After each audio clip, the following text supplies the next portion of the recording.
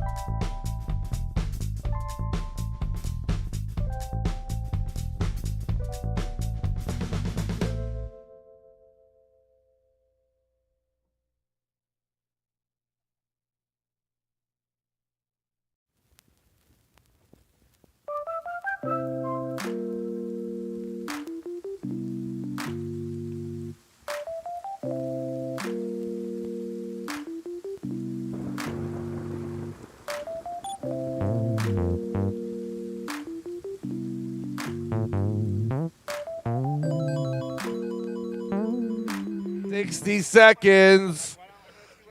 Come and join us. We are moments away from what could be and will be the greatest 15 minutes of somebody's life. That's right. We are live here at the Toronto Sports Card Expo, about to give away a lot of products. So join us here.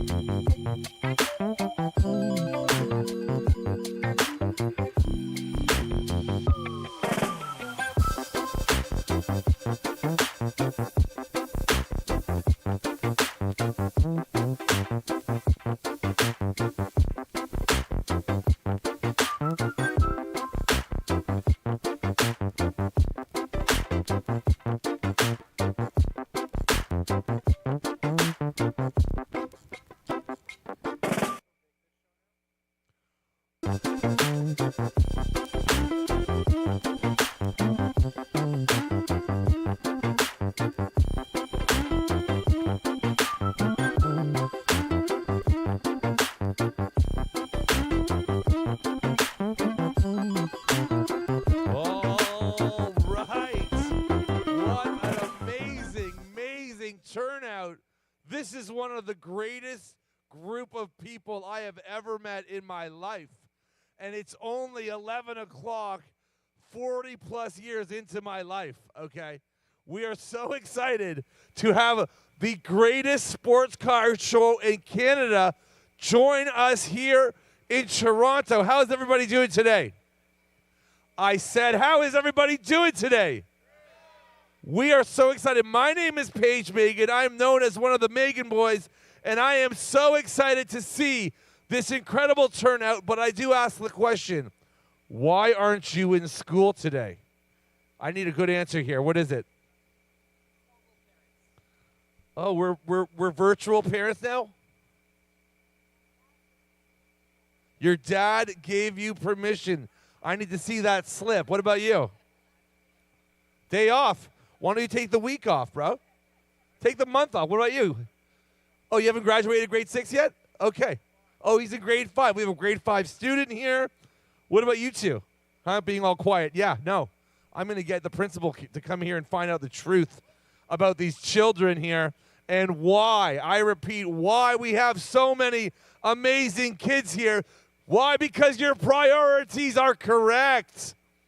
Sports cards is the future education of your lives.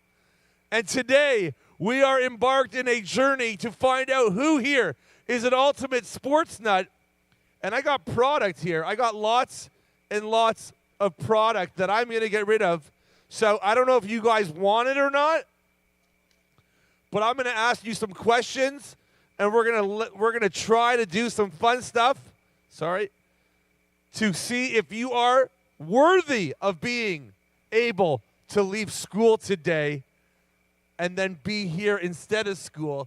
So we're gonna take this straight to a place where who here knows their sports trivia? Well, what we're gonna do is this. We're gonna have you guys put your hand up if you want to answer the question. So if I ask a question,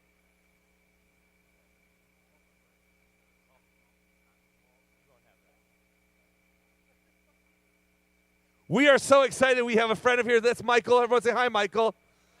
So Michael was part of the witness protection program, and now he's here showing all of the kids what you could be if you really put your best foot forward and allow yourself to work hard, okay? So we're going to ask questions, and we're going to put our hands up, and if we know it, and the winner will win our first prize, and we're going to do this often and early. Is that fair? Is that a mom? Are you, Mom? How are you? Are you happy that these kids are now not going to school today? All right, the first question is, who could tell me the first Toronto Raptor to win Rookie of the Year? Kids. What's his name? Damon Stoudemire. Give him a round of applause. Get over here. Come here, dude.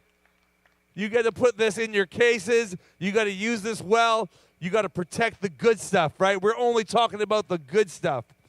Can somebody tell me the last Toronto Maple Leaf to win Rookie of the Year? Is it Austin Matthews? Is it Austin Matthews? Boreal Salming, is that what you said? Is it Austin Matthews? So who is it?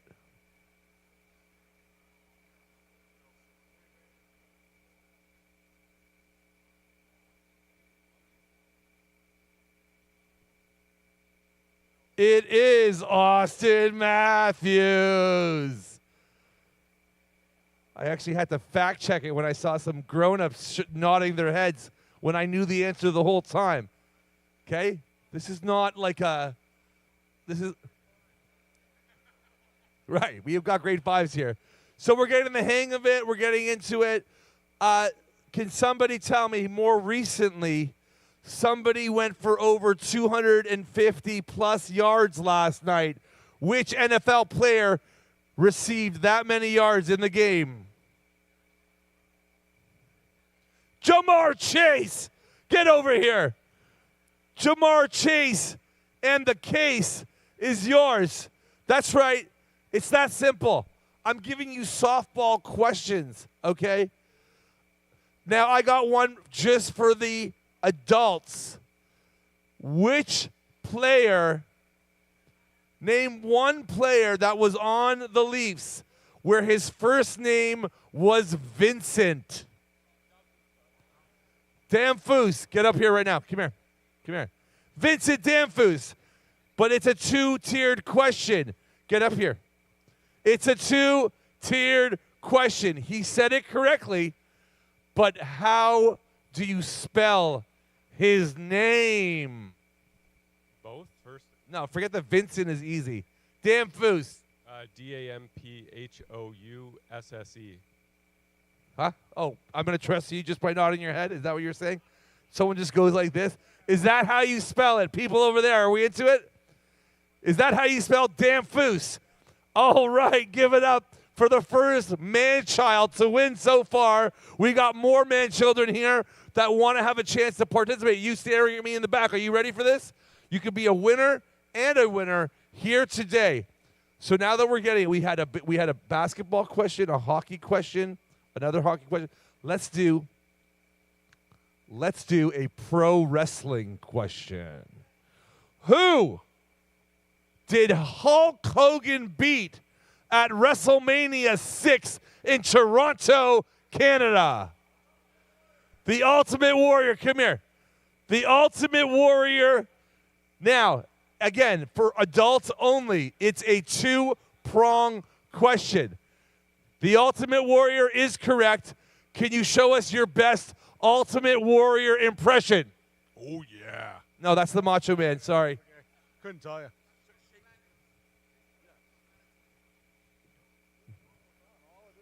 All right, this guy was a security guard.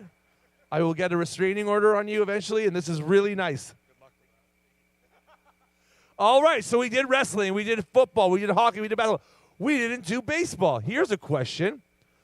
The Toronto Blue Jays have won many different things, but the biggest record that they have, I believe, still holds to this date, of most home runs in a game. Who knows what that number is? You. It is 10, right? Who knows who hit the home runs in that game? Who knows? Just Ernie Witt had 3. Molnix had 2. There was a 3-2-2 and then a 1-1, I think. Barfield, Bell, Molnix, Witt, Gruber. Okay, come on up, dude. That was a sick guess. Were you guessing? All right. Well, I think it's time to open up some of the good stuff here.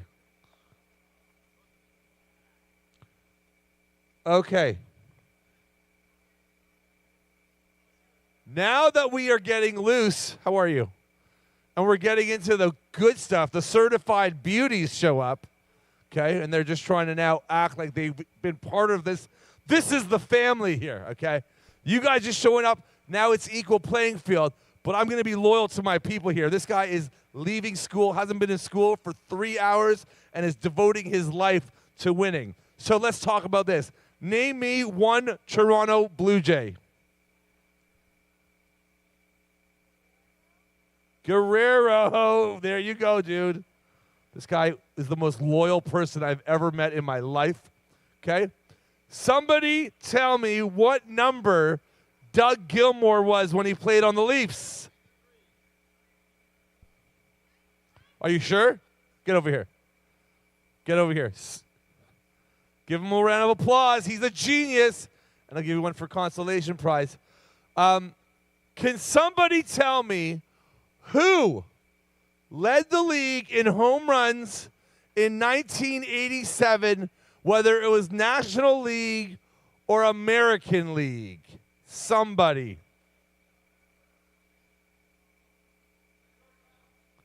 George Bell? Really? You want to bet your life on that? Yeah. If it was George Bell, what happened to McGuire, dude?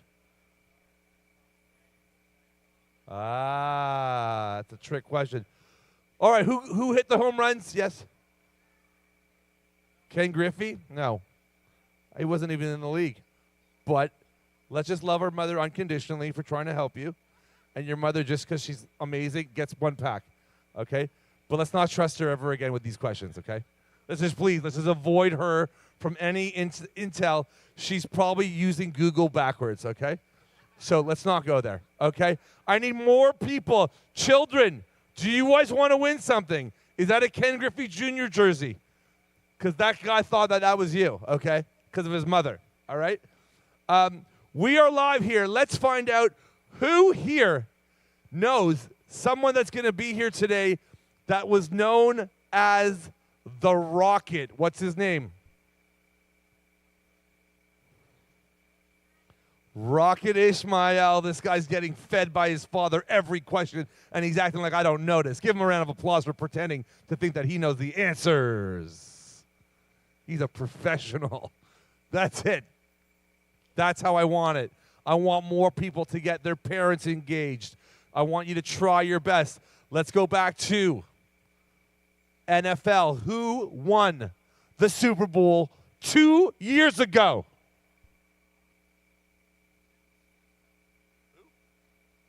Louder. The Chiefs. Name 2 players on the Chiefs. Wow. Professional. Are we having fun? Is this cool? Are we good? Who hasn't won anything? You? Let's get you on stage. Come here. Okay, watch. Then you come up on stage. Come here. We're going to do this. We're going to dedicate this to your sister, okay? This is what it's all about. This is a very important question. You get this right, you get trivia. Okay, get over here. What is your name? Bakhtiar, and that is the winner. He gets his name. No, I need more like claps. Let's give him like slow, like almost like this. Yeah, that's what I want. I want it to be like but not like ah. All right. Who hasn't won? You haven't won? Really? You haven't won at all? And are these people? Are these your security guards? Huh? Get over here. Come over here. Come here. We have a guy who hasn't won. And I'm in the winning business, okay? Why? Because I've never won anything in my life, and I know how it feels, okay? Now, we are here, and you're going to have a very serious question to answer, okay?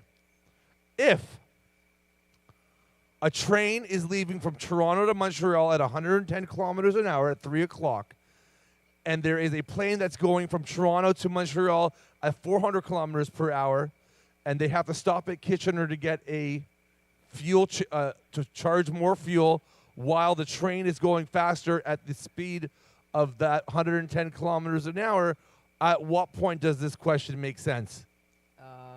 Nowhere. Never! He wins! That is that's a prodigy, okay? You should be homeschooling him and nurturing him to be the greatest human I've ever met in my life in the past 10 seconds, okay? He is here. He doesn't even need to go to school anymore, dude. You made it.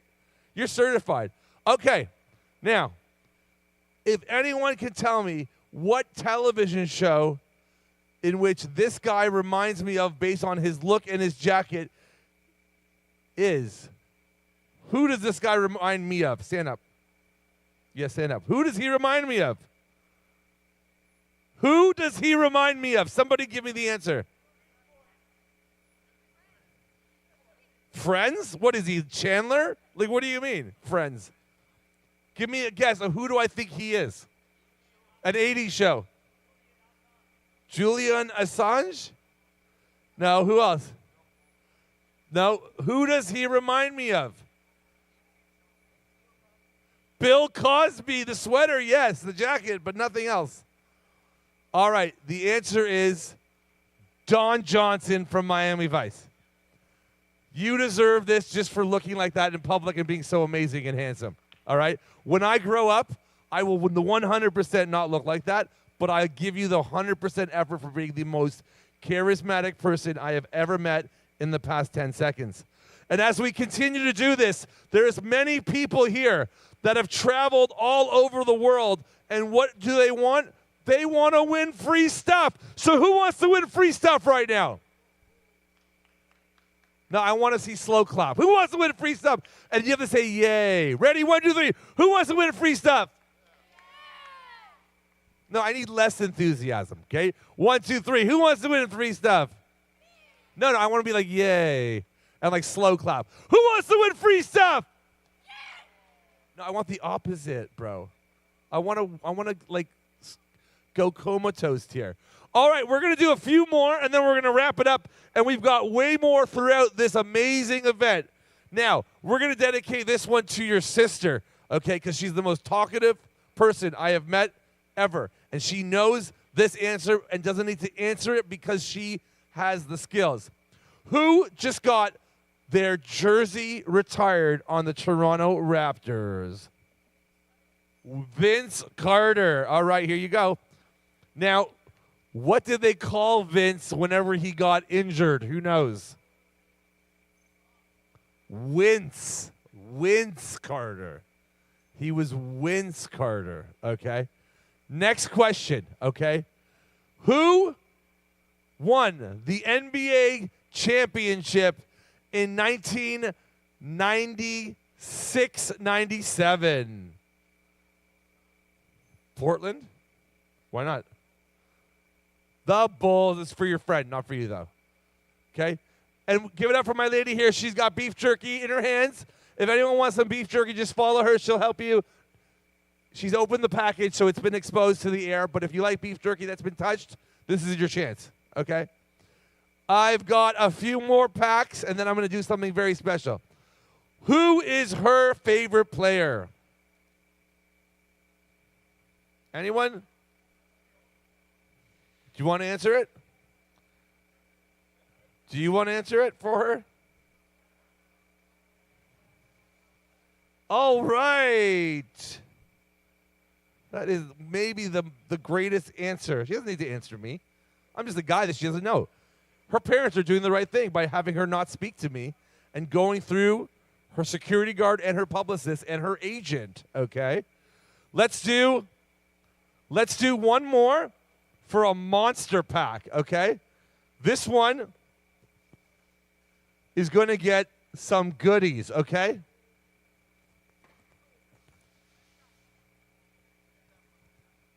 Do we like this? Do we want this? Do we care for this? Do we need this? Okay. Fill in and tell me the name. SpongeBob.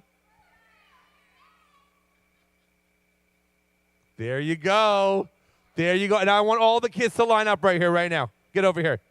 That concludes our trivia. We're going to do some more later, but I want all the kids that were here that were sitting down and the guys that were here and you too. All these kids over here, come over here. Thank you so much. Guys, you were amazing, okay? But are you going to do your homework?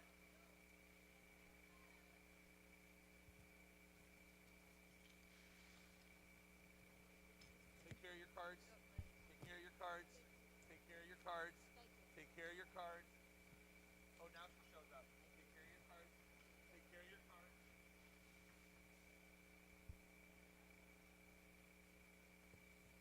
Hey guys, you're amazing. Thank you. And you don't have to listen to your mother about anything except for everything other than sports.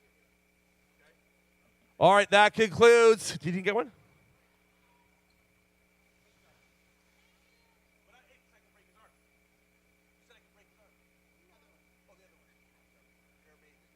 We want to thank you so much. We'll be doing this throughout the day. You guys are all incredible human beings. Please do your homework. Please do whatever you can to better yourselves. Collect cards. It's an amazing hobby. And we'll see you guys soon.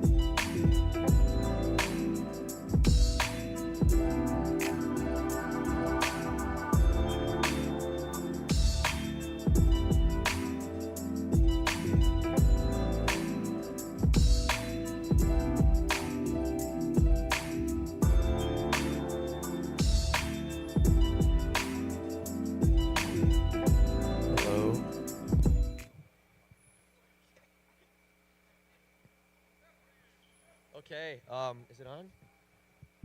Hello? Okay, there we go. Okay, guys, so today we are here. We have Daryl from Dr. Collectible, Jay from Mojo, and Candace from Press Pass Breaks. So we're going to talk a little bit about how content has kind of revolutionized and how it's changed over the past 5 years. It went from people opening up boxes with not showing their faces now to people vlogging, doing different pickups at shows, all different kinds of content. So I want to ask you guys first how you started in the hobby and what kind of made you guys want to do content or kind of expand into that area. No problem. So for me, my thing started off with me and my father. I was collecting comic books, video games. That was my biggest thing growing up. I was born in '89, so around '97, I was still a kid, not understanding sports cards. I want to say around 2000, that's when I really got into the sports card game. My dad really just blessed me with knowledge on how to preserve cards. And then after that, I know I spoke on this before, but 5-6 years ago, went through a house fire, lost everything. And what happened was I got a blessing where my dad would send me my Kobe Bryant cards every year for my birthday. Hey, man, let me send this to you. Let me send this to you.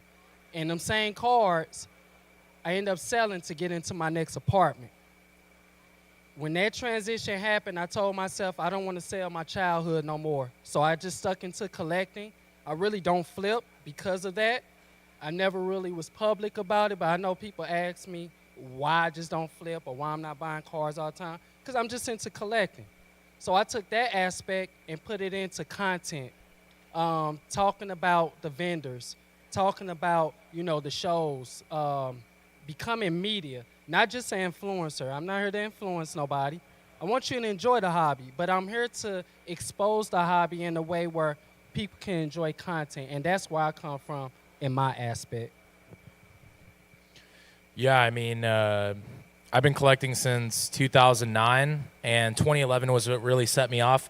My mom took me to Target, and I bought a 2011 Bowman, and there was this high school kid named Bryce Harper, and I pulled that rookie card, and that set it up, and I was like 15 years old. I'm 30 years old now. This is insane.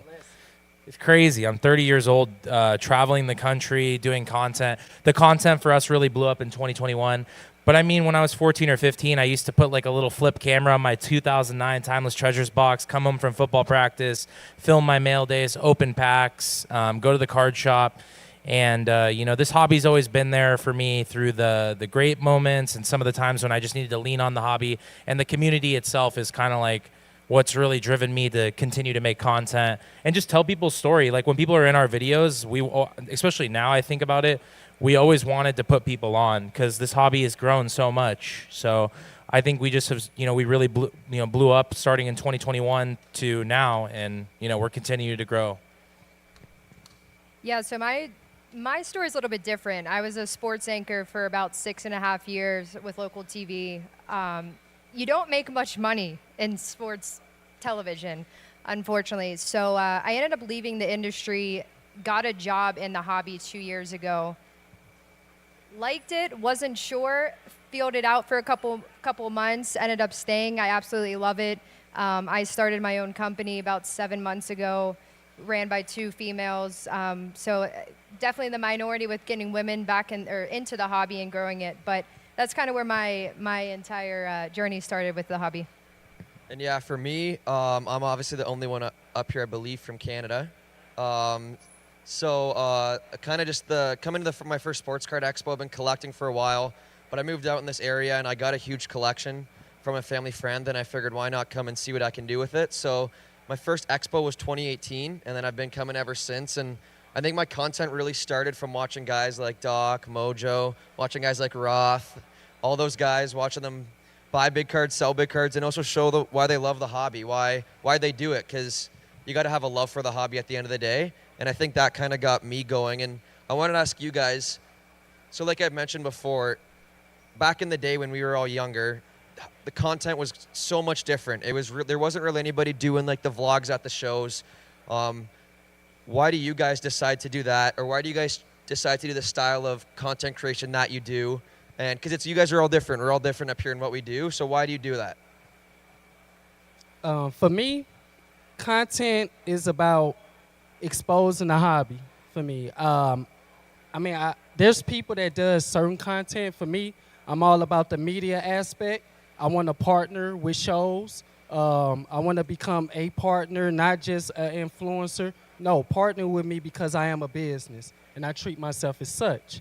Also, that blends in with working with the card shops. The same thing I do for the shows, I do for the shops. So my biggest thing was to explore the hobby, get it out there to the masses with great content, not to influence no one, but then also let people make their decisions from my content on what their thoughts are on the hobby.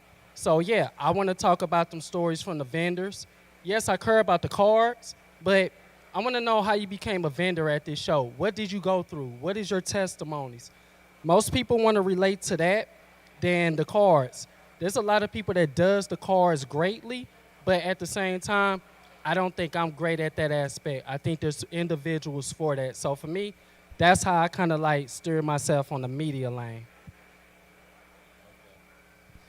Yeah, I think for us, I mean, look, when I filmed my first card show video in Dallas in January 2021 with a GoPro on my Kevin Durant backpack or USA backpack and an iPhone. And I nobody had cameras, you know. There was no people filming shows. There was people spending. I sold a Giannis base rookie PSA 10 for 3,500 cash.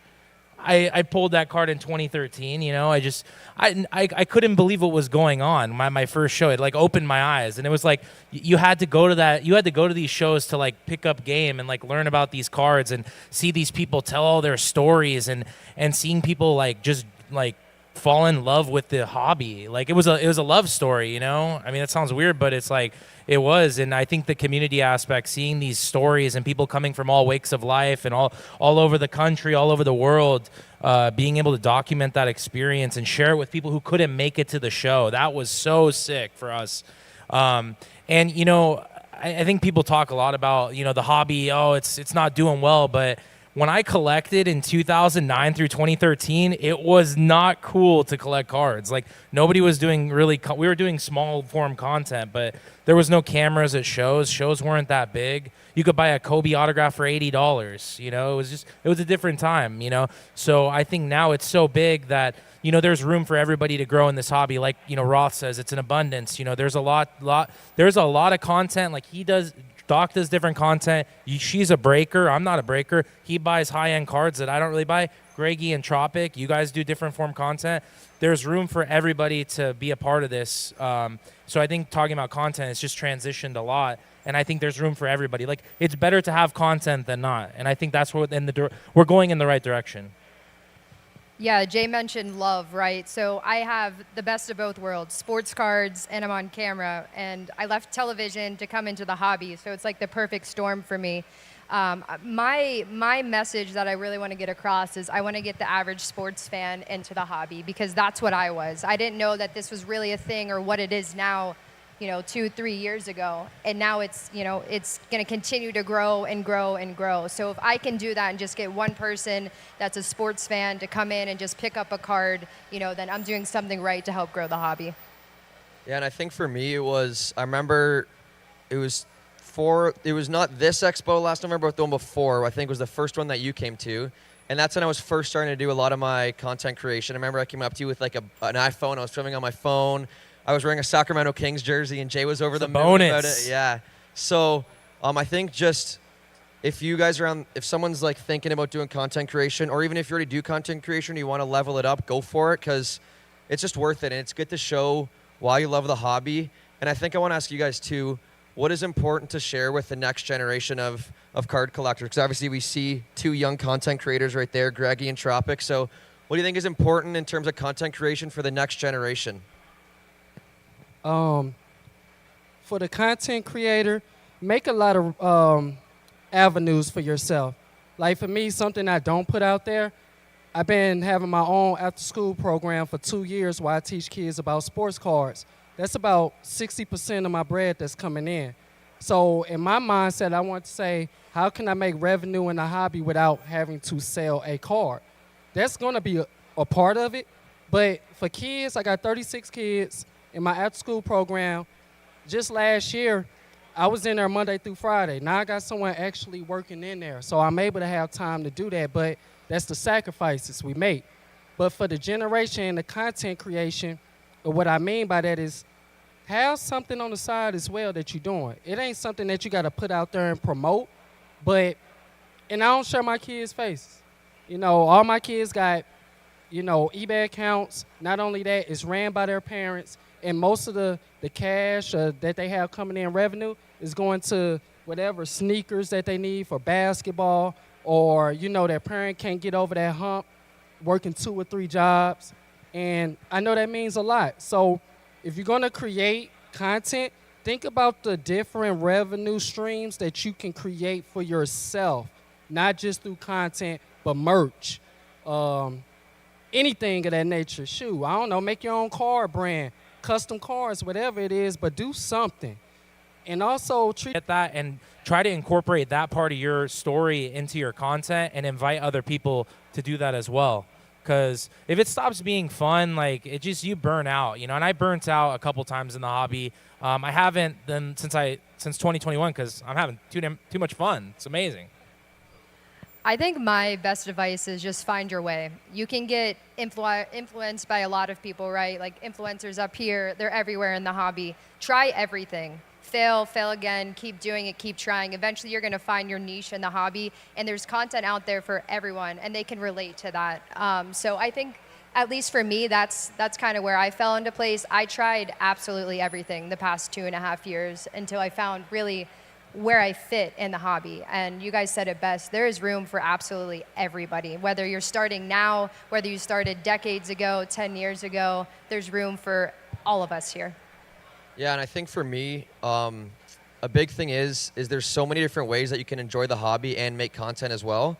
Obviously, there's people that are flippers, there's people that are collectors, there's people that are both, there's people that are breakers. There's so many different ways. The hobby isn't just one-dimensional. Whether that maybe there's only sports card guys, maybe there's sports card and TCG guys, maybe there's just TCG guys. The hobby is just so dimensional, and you can make so many connections. I know people who have gotten jobs outside of sports cards, but someone who they met from sports cards. So I think this hobby is at a very good place right now. And people say, oh, the hobby crashed after COVID, but I think it just corrected itself. I think it's where it's supposed to be, and now is a time where if you want to go rip a box, you can go and buy a box, and you don't have to pay a ton of money. If you want to buy that card that you wanted to buy during COVID, it may not be that $10,000 card. It might have came down to a couple thousand. So, like, look at the LeBron James Topps Chrome rookies. During COVID, those things were nuts, but now they're much lower, and I think that's a big thing too. So yeah, I don't know if you want to open it up to the floor, if anybody has questions and we can answer. Does anybody have any questions? I know Tropic might. I know you like to ask questions. Or Greggy, you guys have any questions? Or you guys want to say anything to that, what I just said? Anybody? Actually, I add on to what you just said. Last year, I was able to join this event, and I talked about something called the 5%.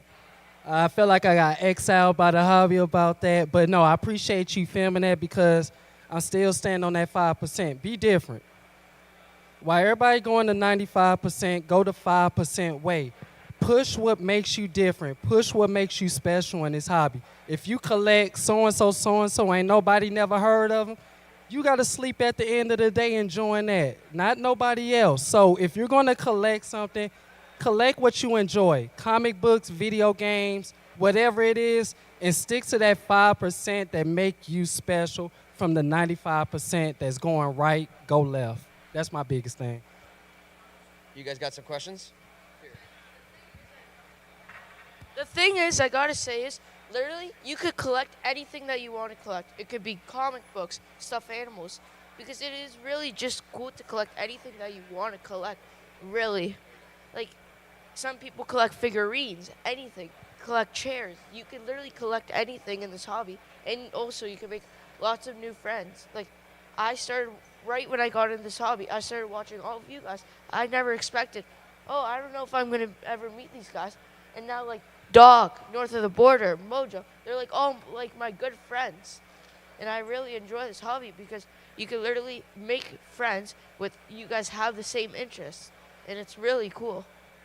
Yeah. Well Gentlemen, said. that's the next part of the hobby right there. Let's awesome. give it up. Yeah. You should be up here. Take my spot. Jeez. Yeah, and I think it's so cool that there's so many different ways that people can enjoy the hobby. I see back there, Wrestling Card Wizard, perhaps the best Magic. magician I've ever seen. Level 7 wizard. So if you guys want to go see some just unreal magic, he's the guy. So and he's involved. He's incorporated sports cards. He's been on TV, right, and done magic with sports cards and Upper Deck. So it's just so cool how you guys can do that, how everybody can enjoy the hobby, even with magic. Magic is incorporated in the hobby. I believe Tropic, you had a question. You got a question? You got a question? Like, yeah. So, like, you shouldn't get, like, too carried away with flipping. Like, you see all these YouTubers online flipping, like, Roth. I hate to break it to you. But, got like, beef. it should be about collecting, not about flipping. But some people have to make a business out of it. But if you're getting into the hobby, especially at a young age, like me and Greggy, I would highly recommend just enjoying it, collecting. That's, like, the juice. That's what it's about. I'll add I on- want to, yeah, I want to piggyback off of that. Yeah. Targeting. I think everybody's a collector without knowing it, right? Like if you're a sports fan, it's jerseys, it's t-shirts, it's hats, it's ticket stubs, whatever. It's just opening people's eyes to, hey, no matter what, somebody's collecting something somewhere, and it doesn't have to be sports cards. So you guys are right. We're all collectors at the end of the day, no matter what it is. Yeah. Oh, you want to go? I'll just chime in on that and say, when I sell stuff, it's so I can keep something. Because, I'll sell something if I have 2 of it. And I've done that since I was 14. I always knew if I sold something, it was so I could fund something that I knew that was just going to stay with me for the rest of my life. So I kind of I get it. And then if you get a high level job, like a doctor or a lawyer, you don't have to worry about selling anything. But at the end of the day, you should be a collector. I agree with that. But I think if you're going to flip cards, I think be clear with just be real about what you're going to do. I say it on the YouTube channel, collector, flipper, investor. I do all of it. I love it. And I'm a maniac too. I was the guy that bought Kenny Pickett last year. Boo. Anyway, we make mistakes. It happens. Everyone boo me. Go. Boo. All right. Yeah, that wasn't good. Yeah, going off of what you said, I think a hobby thrives when there's flippers, investors, long-term investors, short-term investors.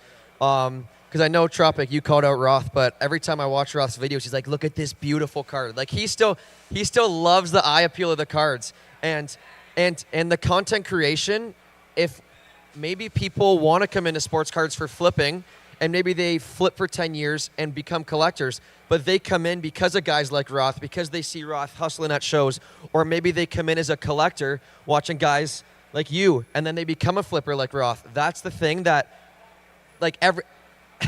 everybody's flippers, but Roth is just, we're just going to mention Roth because he's a flipper. Roth, He's sitting in the front row. First of all, he great at what he do. Oh, amazing, yeah. When I think of top tier content when it comes to flipping sports cards, it's one of the guys that's doing it. Seriously, give yourself grace and also give yourself the flowers you deserve. Round of applause. Hey, there he is. Sell me this pen. Yeah, so I don't know if you want to open up. Our time is running short. Does anybody have any questions? Who has a question? Anybody? You have a question? Okay, quick. We got statements. Any questions? About my comment about Roth. Roth is also a Roth collector. versus the world. He collects the Commanders, which I have pure respect for. Collector at heart. Even though Jaden McDaniels is completely playing crazy right now, he's not selling the Jaden McDaniels. He keeps on buying. He's sticking to his PC. He sticks to his collection. But what I meant about the flipping side is for people getting into the hobby, don't get too carried away. Roth is another inspiration to me too. For sure. Thank you so much. You're well spoken. Yeah. Give a round of applause for him. That was great. And just before we wrap We got a up. question right here. Oh, you got a question? I remember you. We did the LaMelo Ball trade. Love that. Yeah, so what I was just about to say about Mojo is that I met him 1 year ago, and I just started the hobby. I didn't really know what to do with it. And now this year I kept watching his videos, and now I'm making big trades with big cards, and you just really inspired me. I just want to say that. That's amazing. Yeah, so I don't know if you guys want to do one last little closing statement. I guess we've gone this way, so why don't we go Candace first and then back? Yeah, I can remember I came here 2 years ago working for a company, and I never thought 2 years later I'd be up here full-time in the hobby, my own boss, CEO, have a business partner, and we do as well as we do. So I'm really appreciative for being up here. Toronto's amazing. This is going to continue to grow, and I'm happy to be a part of the hobby. Look, your collecting journey, your journey in content, whatever it is, it's your journey. Nobody can take that away from you. Do what you love. Enjoy the hobby. You will meet friends. You will make business connections. You will network with some of the most amazing, most passionate people you'll ever meet in your lives because of this hobby. So chase your dreams within this hobby, build your collections, and just have fun. I love that. My biggest thing, just take away the love and aspect of what this thing gives you. Share this with someone. I share this with my father. My whole life has been nothing but trying to prove to my father I can be great. And I love him. And one thing that we connect besides everything else is sports cards. So if you're able to connect that make that connection with someone, do that. And if it's within the hobby, make that connection, yo. I promise you, you won't forget it. Yeah, and I think just to finish off, I know Tropic mentioned about like getting discouraged if you don't get the results, and I think that can happen with anything in the hobby, whether that be content, flipping, or collecting. Maybe your views aren't going up like you thought, or you keep losing on cards, or you can't find a card to add to your collection that you've been looking for. And I think it's all the hobby you need a lot of patience for, whether that be content creation, flipping, or just investing or collecting. It's all about patience because you will see the results if you can keep working hard. It's like anything in life. It's like if you want to be an athlete, if you want to be successful in business, you just got to work hard. You got to put your head down. You got to work hard, but you also got to enjoy it. Because I always say, if you enjoy it, just take a break. Take a break. I know people have taken breaks in the hobby just because they aren't enjoying it. Because you really got to enjoy it at the end of the day. And like I said before, I think I'm a science guy. So the hobby's like an ecosystem, right? You can't just have flippers. You can't just have collectors. Everything helps each other. A flipper sells to a collector sells to a flipper. They all work together, and then maybe the collector who sells a card to a flipper goes and buys into a break. It's all together. It's all one big ecosystem. So I think, yeah, I don't know if you guys want to say one last statement. And before we go, if any of you guys have questions, all these people are super, super friendly, so don't be afraid to come and ask any questions as well. But if that's all cool, I think we wrap this up. And yeah, thank you guys very much.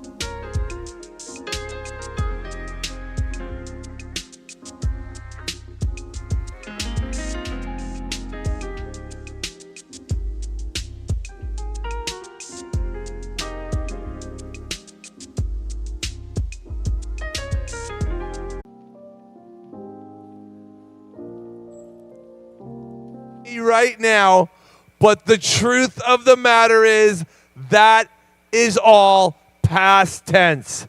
The questions I have will begin in a few moments. We are talking to women, men, babies that think they know more than I do about professional sports. We are live here at the main stage, and in just a few moments, we'll be doing an insane giveaway competition. We are giving away packs. We are giving away cases. We are giving away people that want to be a part of the greatest part of the Toronto Sports Card Show. We are going to count this off in 90 seconds. So if you're walking by, if you're uncertain about your future, if you have a degree of sensibility, if you think you know you want what you want, but you're not going to have it, but you might get it, now's the chance for you to deploy your energy and your excitement and your enthusiasm to a place where no one else could ever be, because I have a microphone and you don't. And if you want to win, you will be a part of the currency of winning and the feeling of ripping that pack, taking that case, staring at these guys, talking to me. We have it now.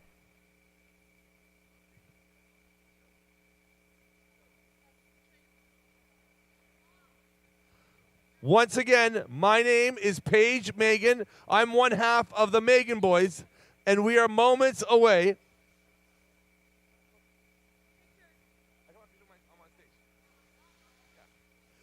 We are moments away.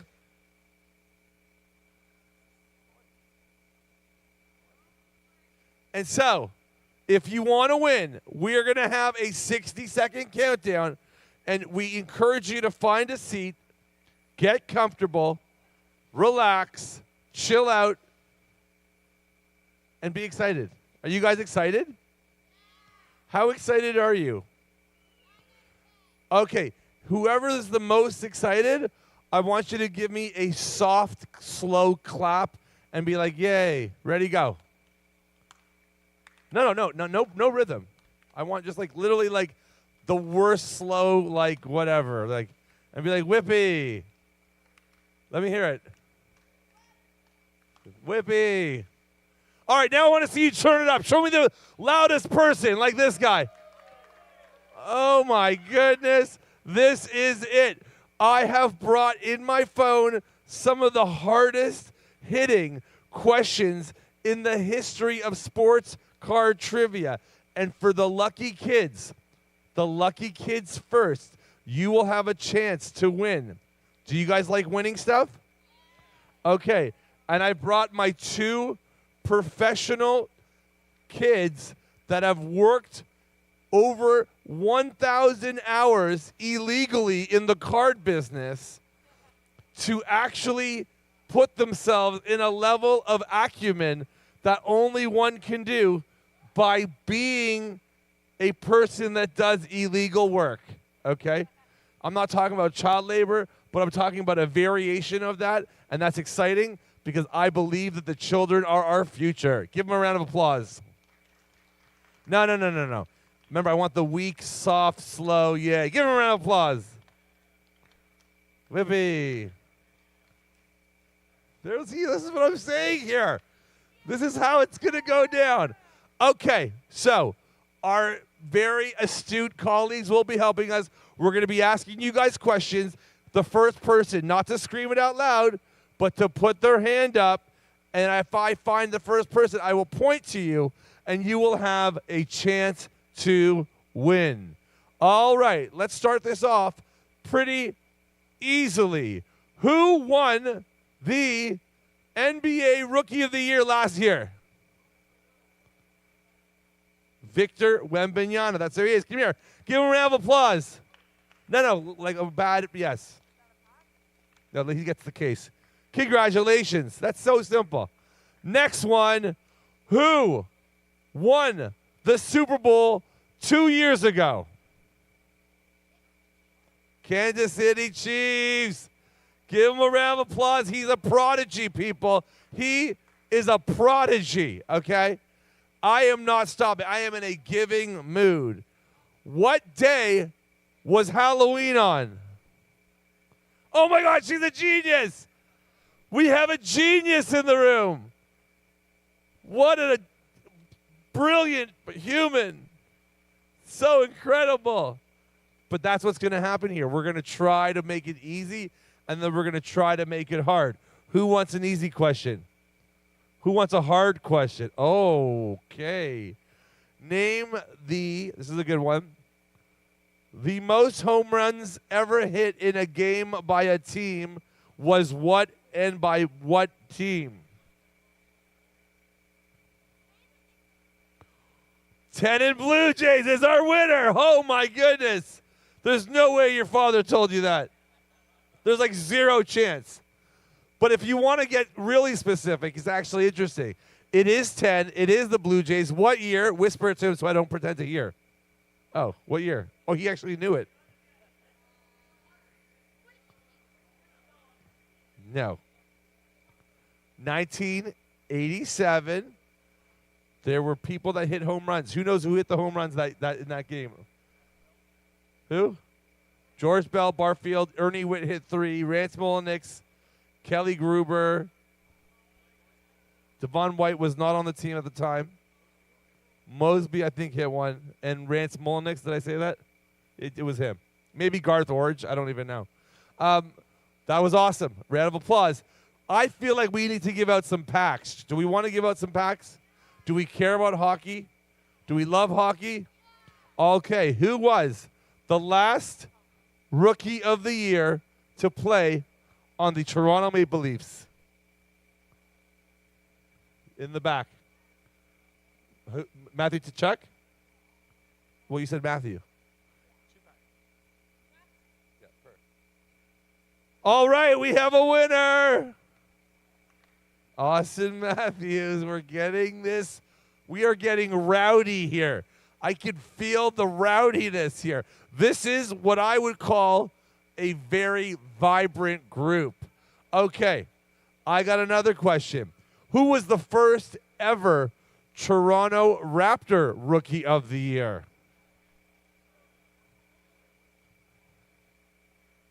Vince Carter? No, but you're really adorable, so, like, it's fine. Who else? Who hasn't got it yet? Who was the first Toronto Raptor to win Rookie of the Year? You have to have your hand up and not answer it. You. Vincent Carmel?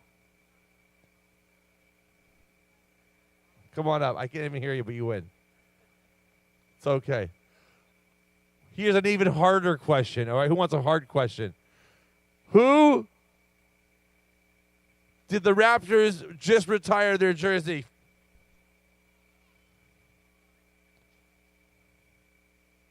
Oh, now you get it. All right, big shot. There you go. Give it up for the big shot here. You can just, how about this? Here's what, you know what you're going to do, buddy? Every time I ask you a question, even if you get it right or wrong, I just want you to put your hand up and say Vince Carter, okay? Just go with it. We'll see if it actually catches fire. Okay, we've got some basketball. We got some hockey. Let's take it to the entourage who's got all of the crazy questions, and they're going to give us one that only they know they can answer. And if they do it, they're going to be so excited because we're going to get the content, put it on YouTube, and act like they're thought leaders in the universe of pack opening cards. Give it up weekly for them. This is awesome.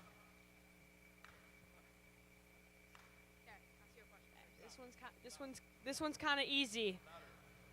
Okay, this one's kind of easy. What year did the Maple Leafs win the Stanley Cup Finals the last time they did it? Easy. 1967. Give her 2 packs. Give her 2 packs.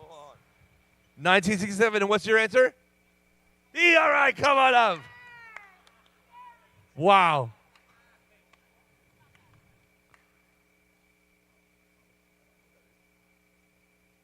Okay, we have another astute question. What year did Kobe Bryant get drafted in? Ooh. You. No. What? Nope. 98? Nope. Hey, give him a pass. All right, 1996. That is our superstar. Okay, let's get a little bit trickier here. Okay.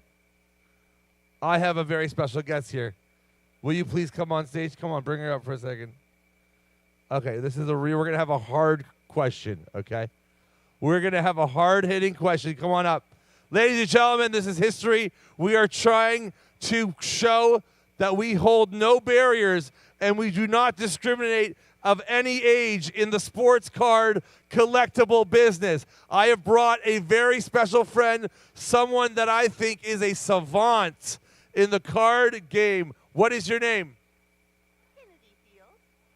Beanfield. Kennedy.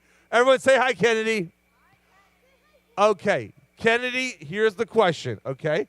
and you have to be really, really serious. I don't want any joking around, okay? I'm not interested. I want you to be a professional. I want you to take this seriously. I want you to really work hard, and I want you to do the best you can. Kennedy, if a train is going to Montreal at 140 kilometers per hour at 3 o'clock, and it has to stop at Kitchener while a bus is going without stopping at 120 kilometers at 2:30, but it doesn't have any stops and it goes straight through, at what time does this question make sense? Never. She's a winner! Give it up for Kennedy. Wow. Everyone, Kennedy chant. Kennedy.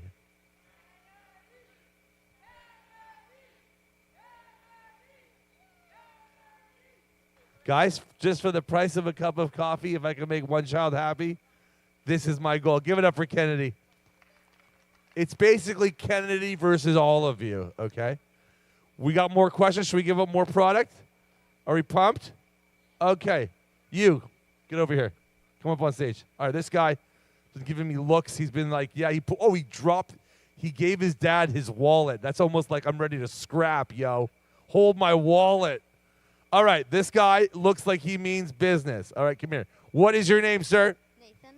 Nathan, are you sure? Yeah. He is sure. Nathan, I'm going to ask a question, and you're going to make sure you get this right. If you get this right, you're going to take home some cards. You like hockey? Yeah. You sure? Yeah. Okay. Who has the most goals in the NHL as of right now this season?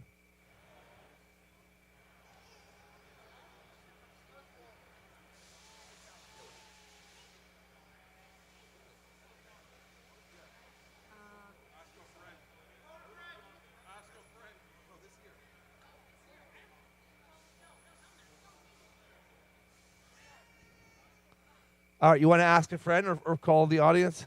Should we call someone at home? Who do you want to call? Should I call my mom? Let's call my mom. My mom is going to be called. Okay, hold on. Can you hear this? I'm calling my mom.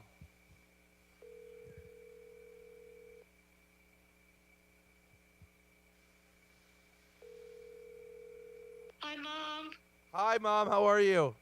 Okay, Beram. How are you all doing?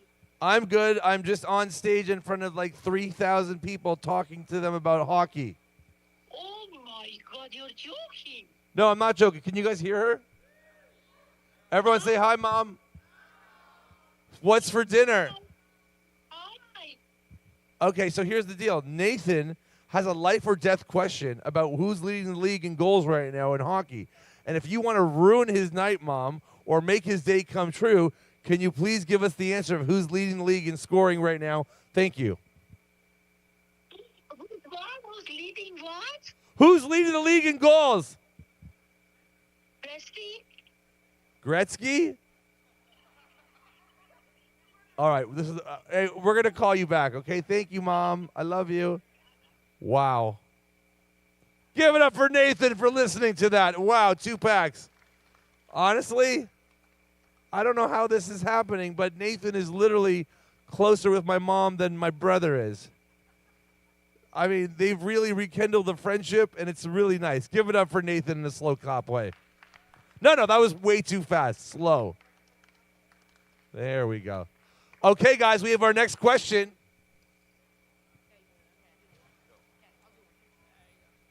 What is mine and Prince of Pac's favorite NFL team?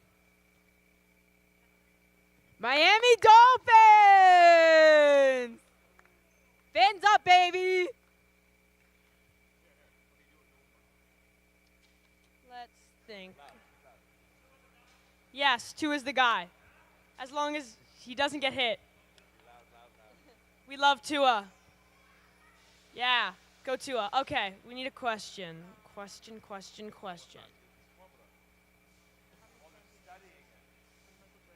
How many championships does Michael Jordan have? No. 6 is correct. Good job. Good job. Everybody slow clap. We need them slow claps. All right, we are actually going to have one of our sponsors here, Hit Parade. Who knows what a Hit Parade is? A Hit Parade is a very unique product. It has an autographed hockey card and a autographed puck in this case. Does anyone want to win this? Hit Parade is a proud sponsor of the Toronto Sports Card Expo, and it is taking collectibles by storm. How is it doing that? It's giving you a piece of history. It's giving you a piece of your favorite athletes, and it's always in a mystery box like this. So thank you, Hit Parade. Everyone chant, Hit Parade. 1, 2, 3. Hit Parade. Louder. Louder. All right. Okay. The only way I'm going to give this out is if whoever wins this gets to open it in front of us. Is that fair? Is that a really fair? Okay. Fill in the blanks. Spaghetti and meatballs packs. Here you go. There you go. This guy over here. Yeah. Okay. Next one. Head and... You have dandruff? Head and shoulders. Who said that? Oh. Okay. Okay. Oil of Olay. Wow. Nathan's dad. Look at that skincare. So healthy. The moisturizer. I love it. Okay, what else? Guys, if you don't know, we have a piece of history here. Greg Oliver is here, the greatest pro wrestling and sports author in the history of the world, has traveled the world 1,600 times, knows every athlete, was there the night Austin Matthews was conceived. He has every part of sports in the history in the back of his pocket, and he is a great human being. Give it up for Greg Oliver, people. Okay, the next question is, who has the most active points in the NHL as of right now? Who? Yeah, no.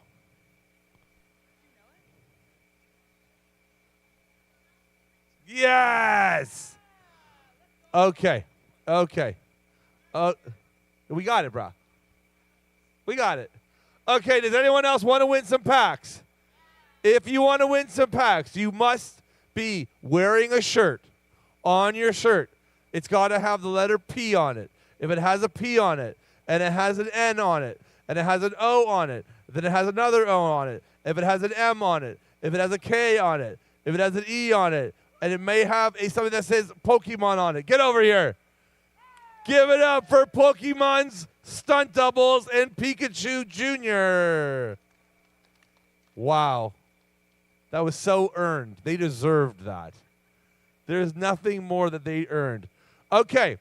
We'll do our last few packs with the Prince of Pack helping us because he's a legend. And then we're going to give out the big box. And I want to know who wants to win the big box. Hit Parade. Louder. Louder. Come on. All right. Prince, are you ready? Okay.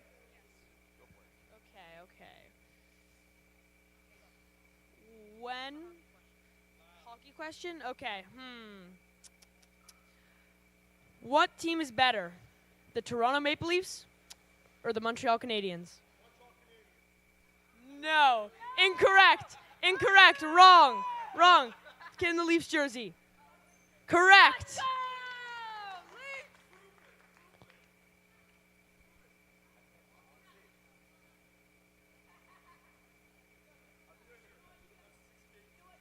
Okay, this is the last question, okay?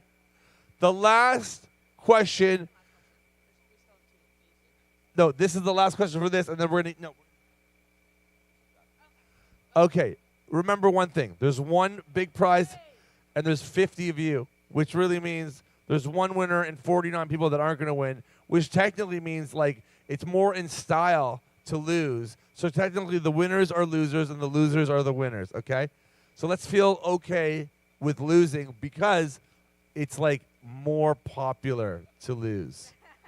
Okay, one winner, whatever. 49 losers, that's a party. Loser party, okay? I'm into this. I believe in this. Okay, this is the question that everyone could answer, and I want you to do this. Does everyone have an Instagram account? If you follow me on Instagram right now, Paige Megan, let's see if this works. And the Prince of Packs and Tropic Collects, the first person to follow all three and tell me which wrestler is on my pack on my second pin. Paige, P-A-G-E-M-A-G-E-N. And Tropic Collects has to be. You must be following. And I'm going to count to 20. P-A-G-E-M-A-G-E-N. Ready, set. Who is, you have to name 3 wrestlers that are on my page and go.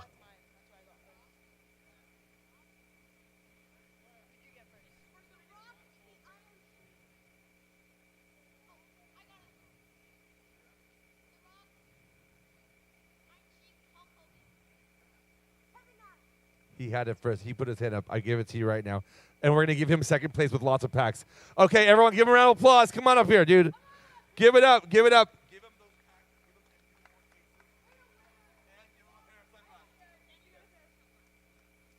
All right, we have it here. Give it up for our winner. Everyone's amazing. I'm grateful for everyone here. We're going to do more contests throughout. What is your name, dude?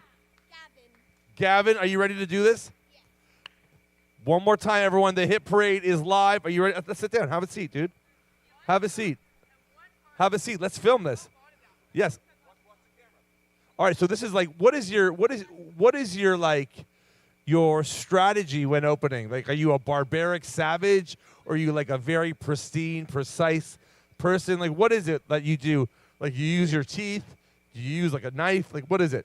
I look for the opening point of like the pack, and then I just rip it from there. Like a barbarian. Yes. You're like a savage. Yes. You're like a crazy human. Yes. All right. Well, Gavin means business here, okay? When Gavin means business, he is going to open this. Can we get some cameras on this here?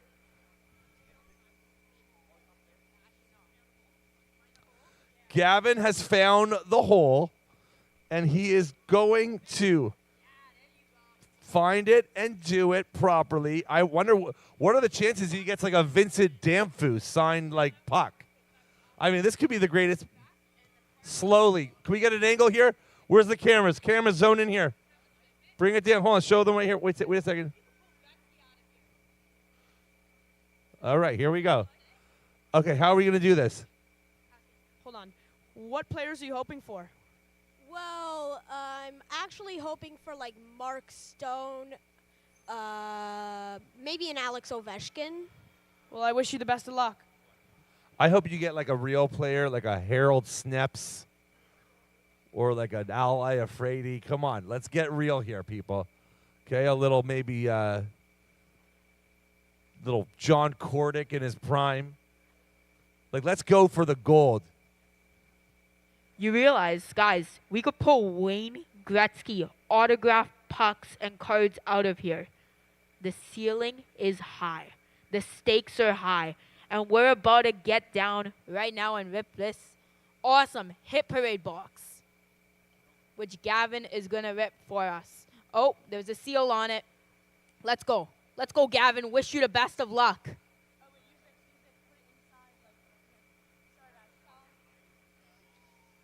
Oh, there we go. There's a box knife. Yeah, there we go. There we go. Open up the seal. I think it's magnetic. Slowly. Put it down like that. Lift this up. No, it's the opposite way. Oh. Okay, ready? Yeah. Don't show him. Don't. Come on. 3, 2, 1. Hit parade. It's a hit parade. But wait. Oh my god. Oh my god. Oh. Who's that? From the Flames to a puck. And then we got a puck in here, a signed puck. And it's by Dylan Larkin. Give it up for Gavin.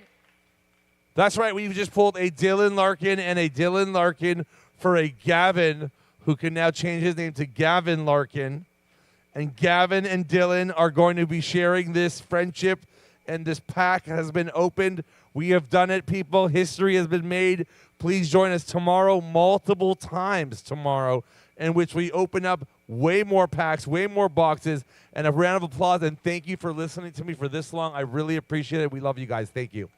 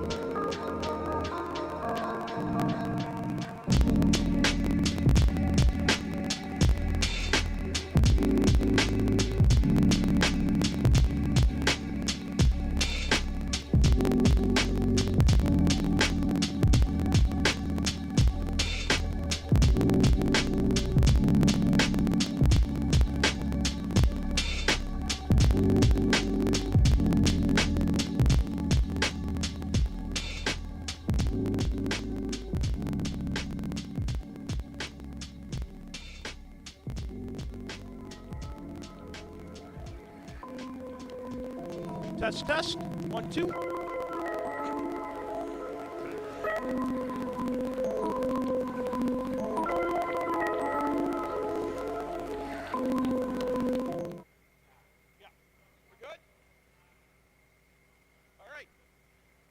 All right, hello everyone.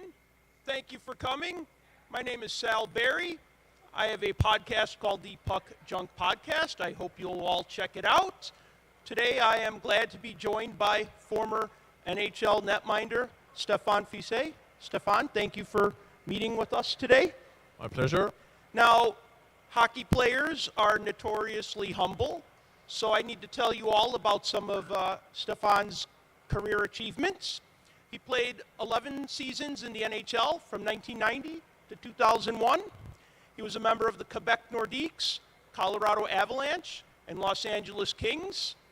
In 1990, he led the Team Canada World Junior team to a championship. They won gold. He was named the top goaltender. He also helped Canada win the World Championships in 1994, and he was a part of the Stanley Cup winning Colorado Avalanche in 1996. So that's quite the career. Thank you. Won at almost every level. Yeah, I was lucky, especially with the World Championship Junior. And, I've been there 2 years in a row. The first year we finished fourth, so I was happy to go back, have another chance to win the gold medal. And you know what, the Stanley Cup is something special. It's a dream for every hockey player.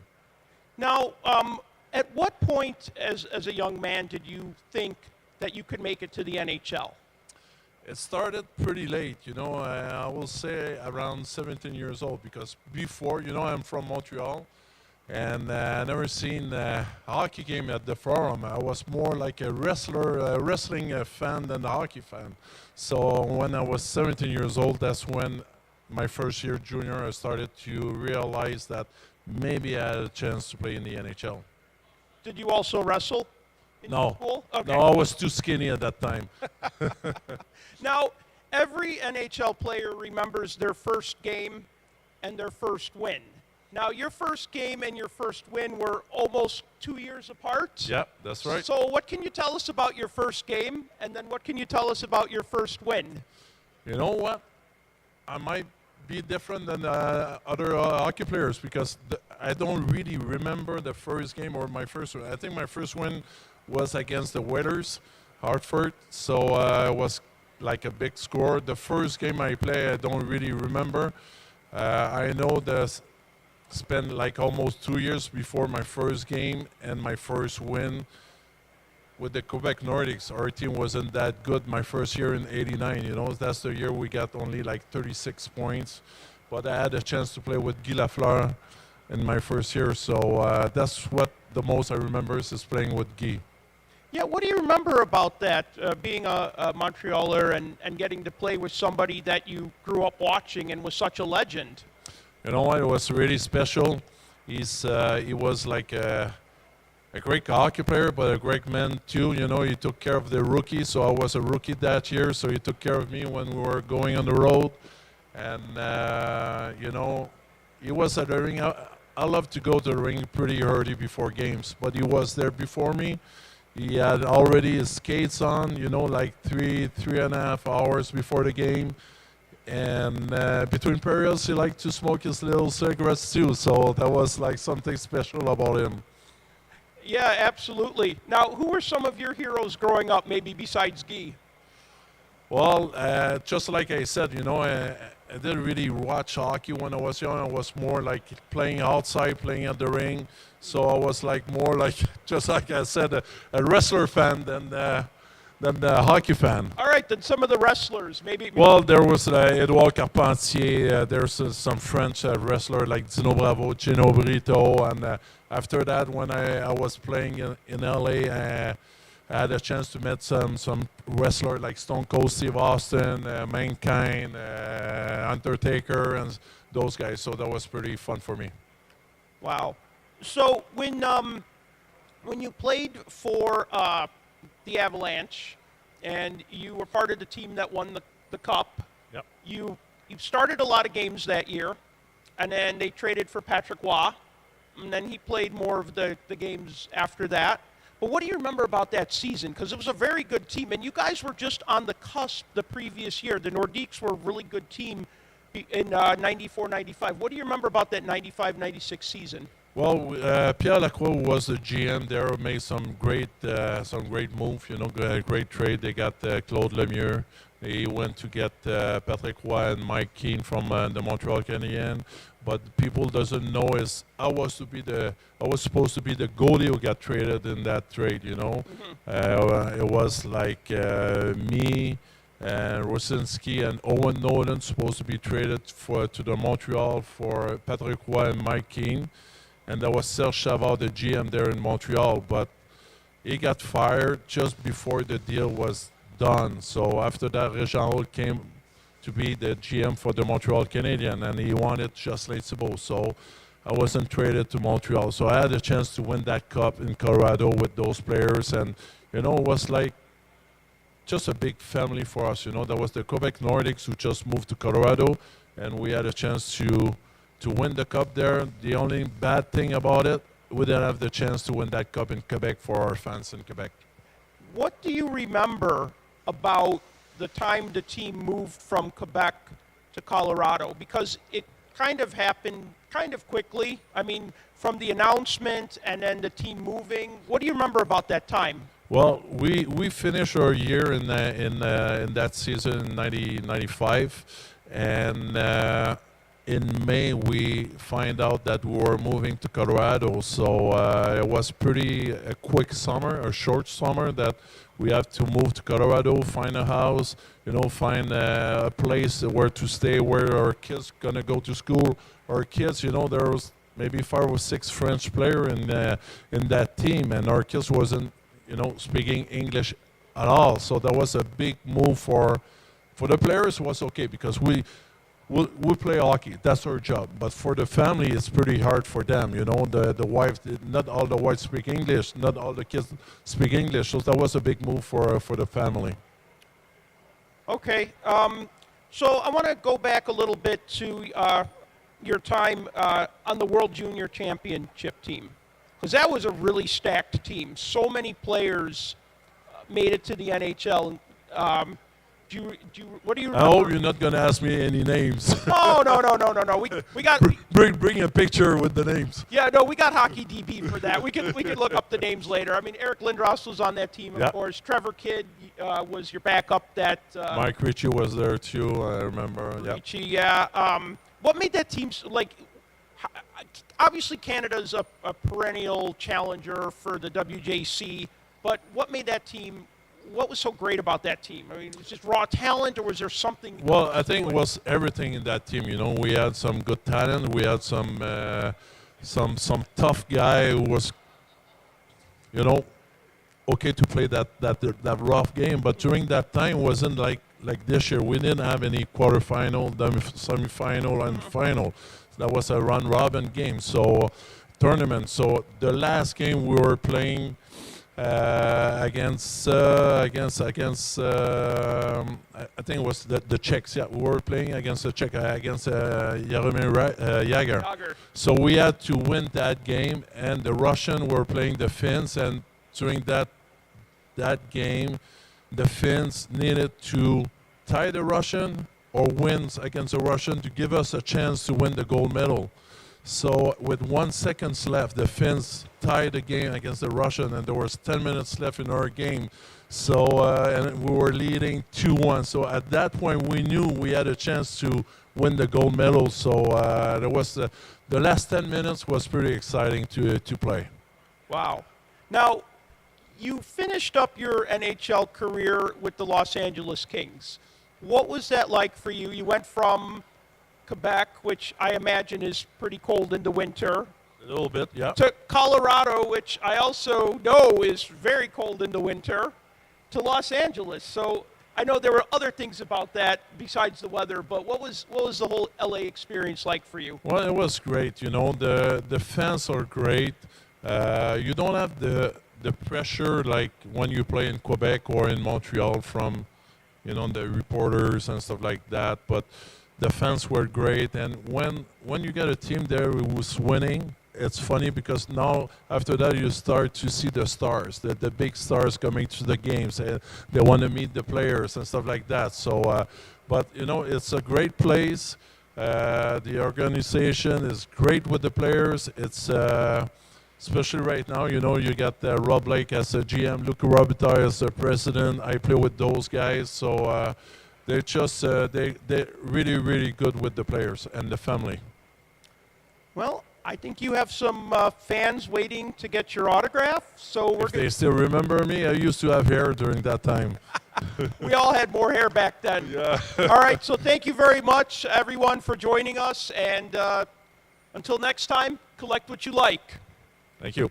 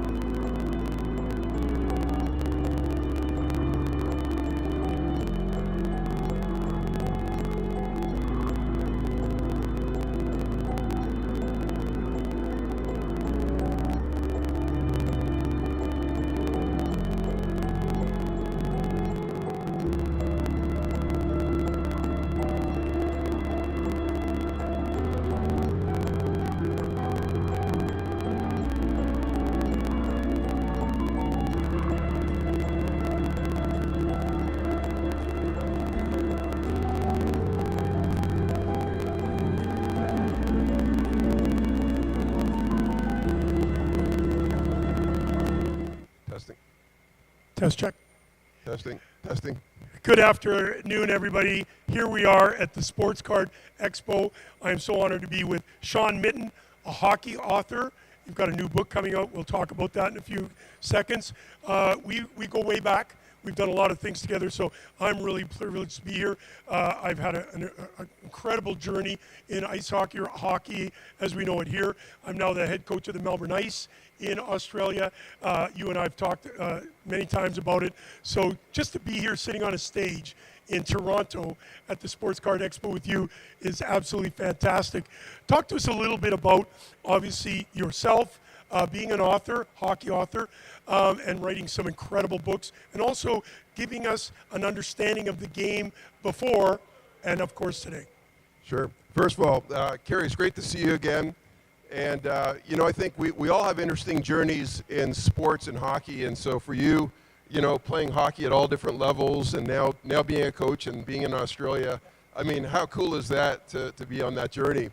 And for me, I have a little bit different journey. I grew up in Georgetown, Ontario, which if everybody knows where that is, grew up playing hockey and baseball. And, you know, one thing would lead to another, and I ended up in North Carolina. And as part of that journey, you know, I was introduced to one of the famous hockey legends of Canada's time, and that is Paul Henderson. And hopefully, you know, everybody recalls the amazing goal that Paul Henderson had in 1972. So I ended up, you know, inviting him to North Carolina, and he spoke to a group of people, and they shared where they were when he had that amazing goal. And, you know, I golfed with Paul after that, and at age 67, I swear, he parred 7 of the last 9 holes. He's still in great shape, and all hockey players. He lives on a golf course, don't forget. Yeah, well, you know the forearms and the swings that hockey players have. But anyways, you know, with Paul, unfortunately, 3 months after that golf outing, he was diagnosed with cancer. And, you know, I thought, wouldn't it be terrible if people didn't have an opportunity to share their stories about where they were when Paul scored that magical goal in 1972. And so I ended up creating a book called The Goal That United Canada for the 40th anniversary.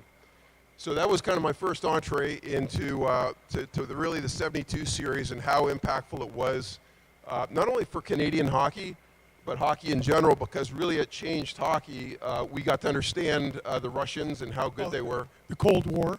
Cold War. I see an audience here that most of them weren't born when the goal was scored, but obviously it's a history, and a very important history, and also led into a lot of the NHL players that are here today. You're exactly right. I mean, if we look at the NHL games last night, how many teams had Russian goalies in net? And, you know, probably 10 of the top 15 goalies are probably Russian.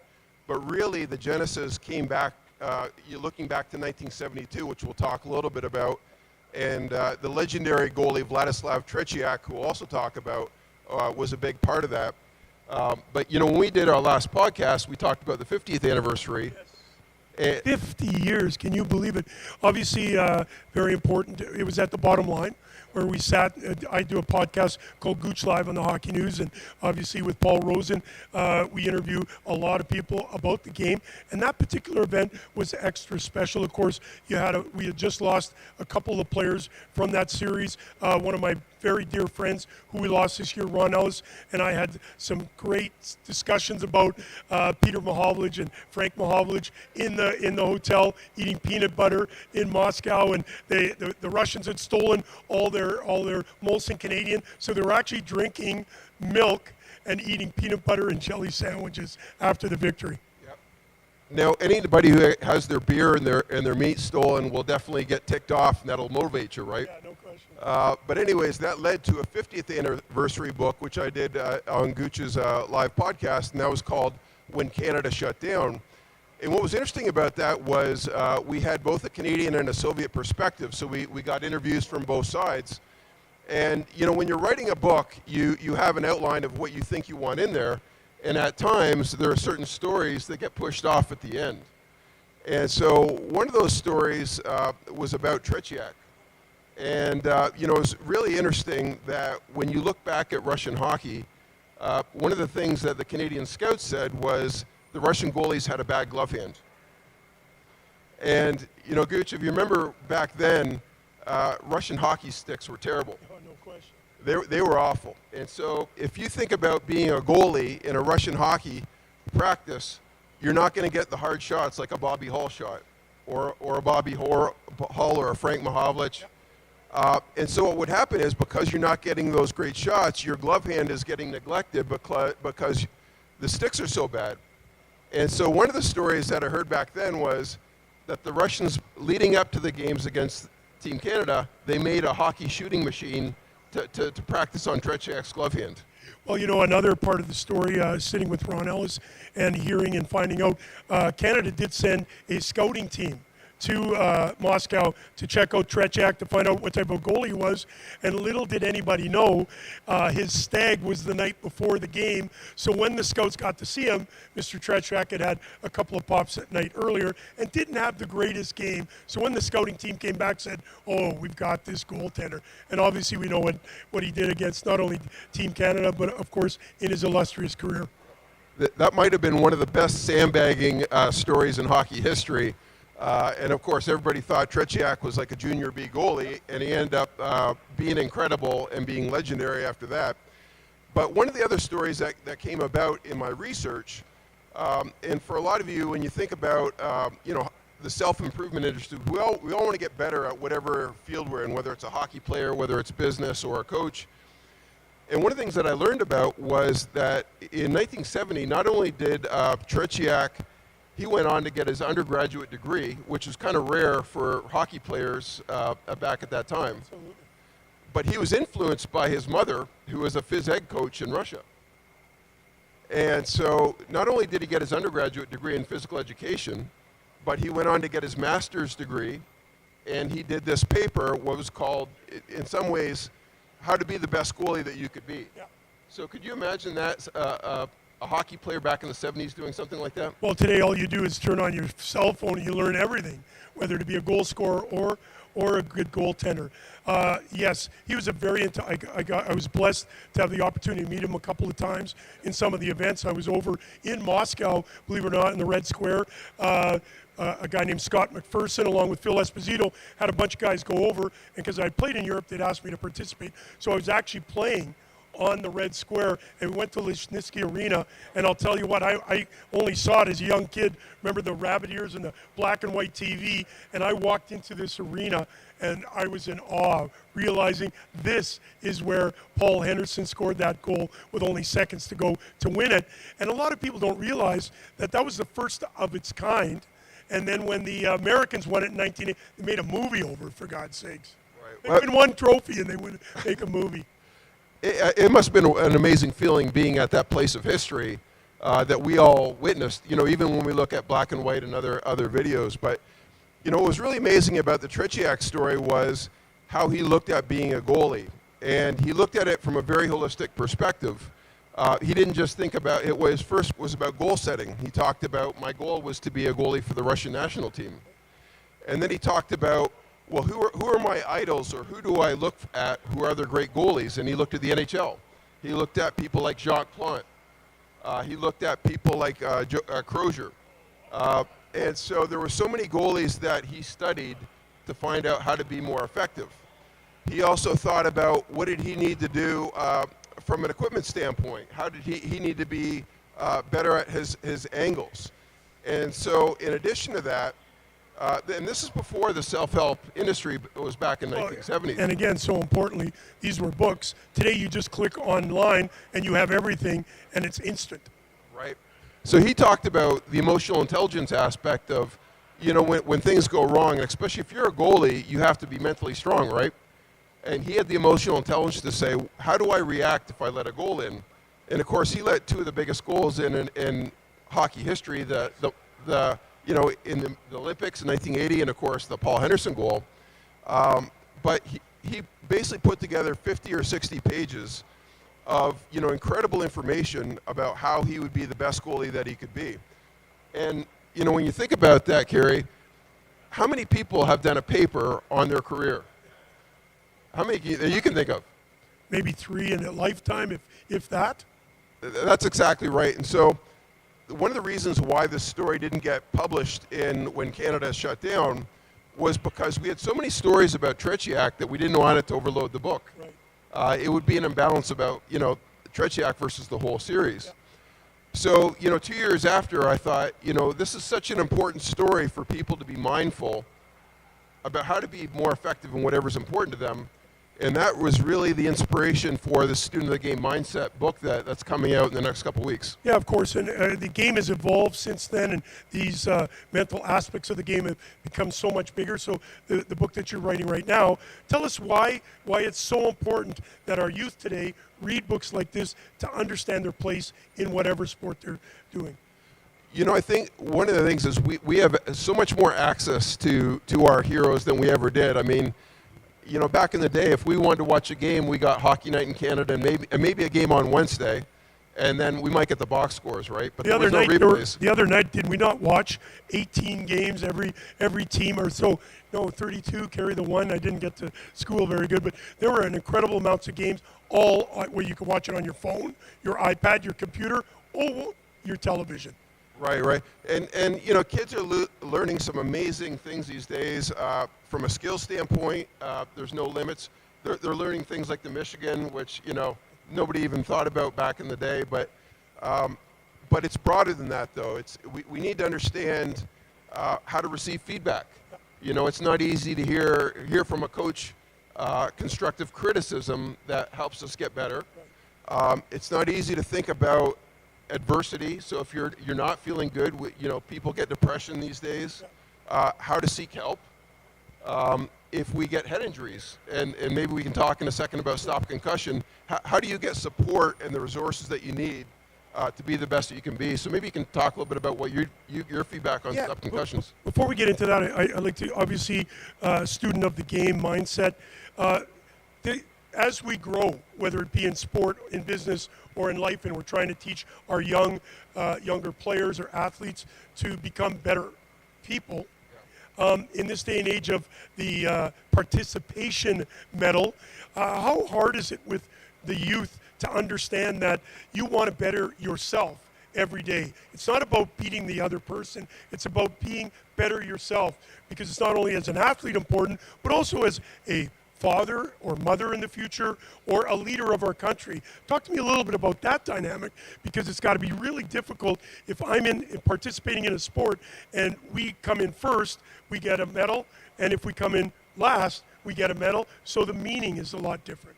Right. So, you know, I think first of all is the awareness of, for us to get better on a regular basis, first of all, to be aware of what our strengths and weaknesses are, right? And so, you know, first of all, there's a mindfulness in that to say, what are areas that we can improve? How can we work with our coaches? You know, for our coaches to help us get better. And I think the other part that you're alluding to is, how do we transfer this to life after sport too?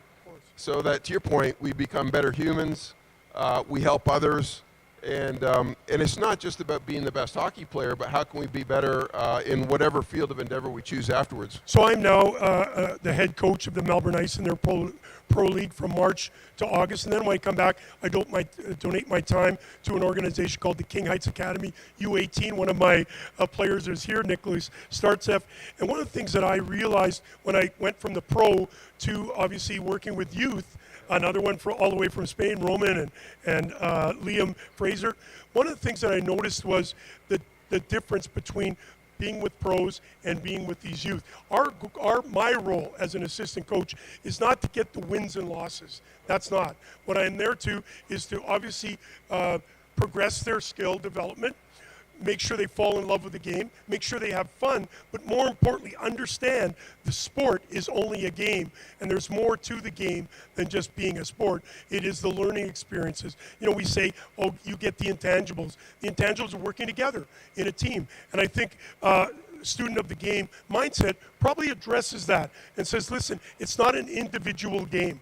We see that. The last couple of weeks, Toronto Maple Leafs were suffering dearly, as we know, on the power play, and arguably the best goal scorer of our time right now is missing a few games, and their power play goes 60%.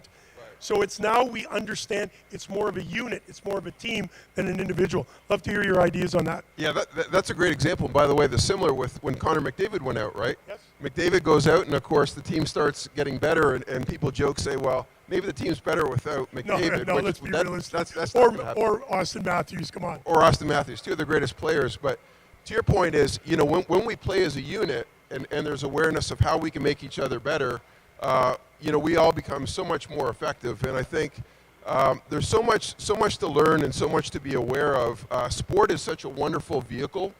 And, you know, I've talked to Paul Henderson, and he was very kind enough to write the foreword for the book for Student of the Mindset.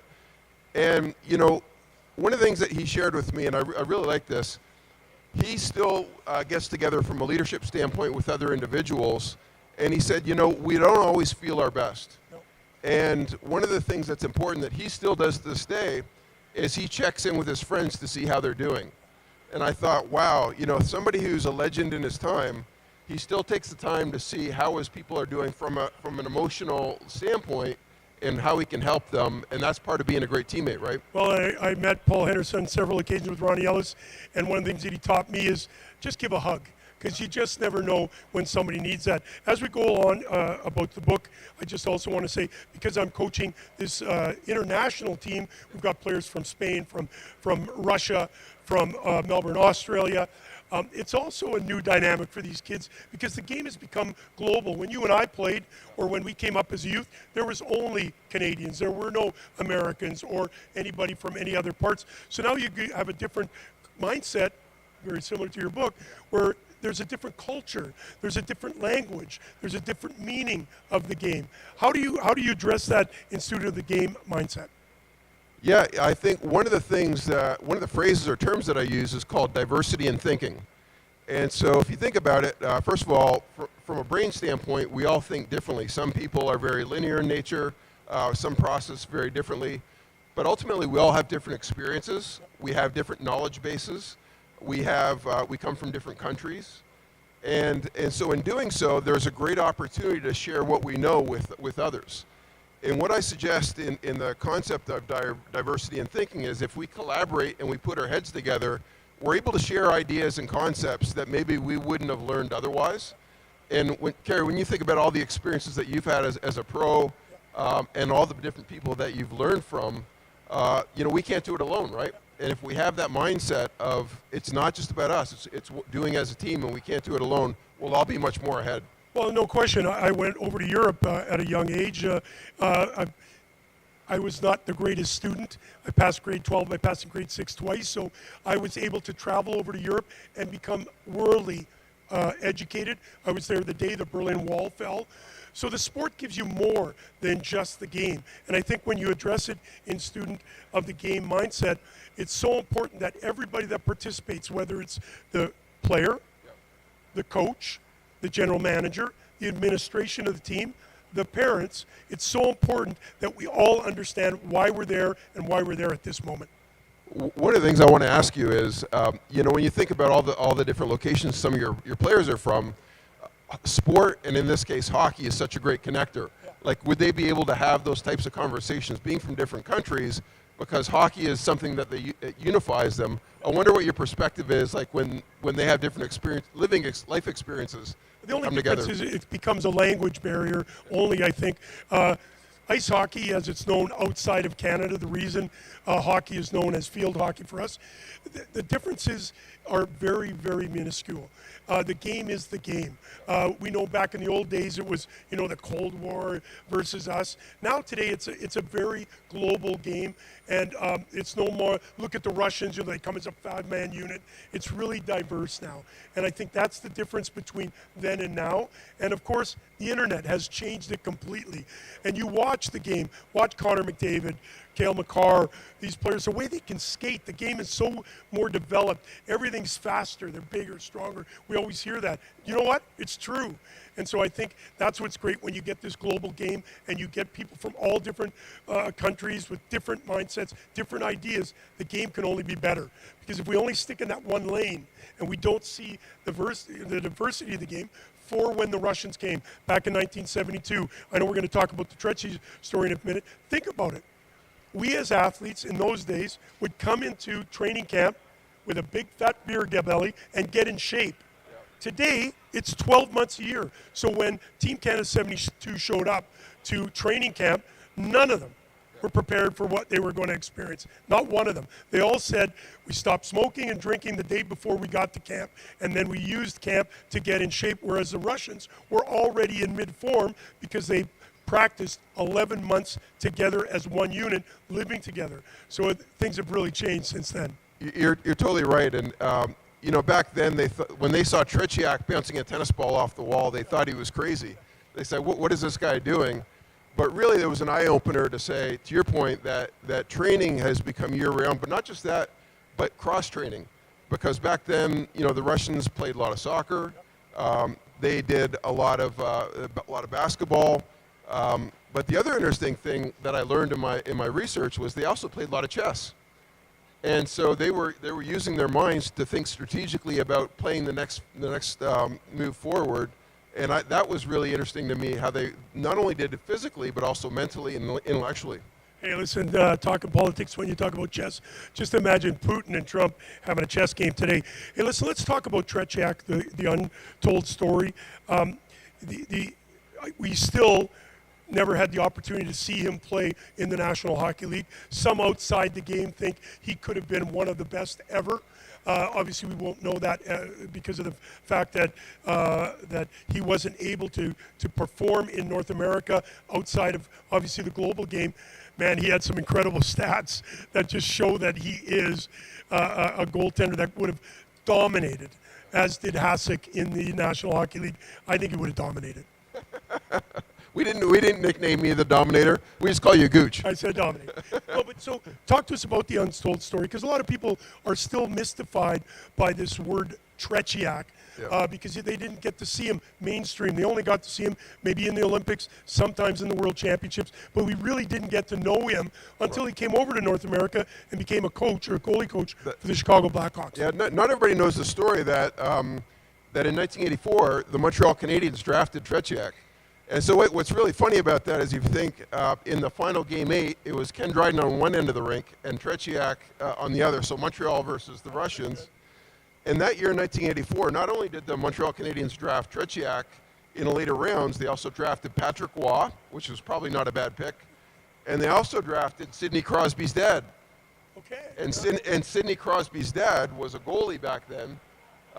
So at that time, 1984, there was an Olympics in Russia. Yeah.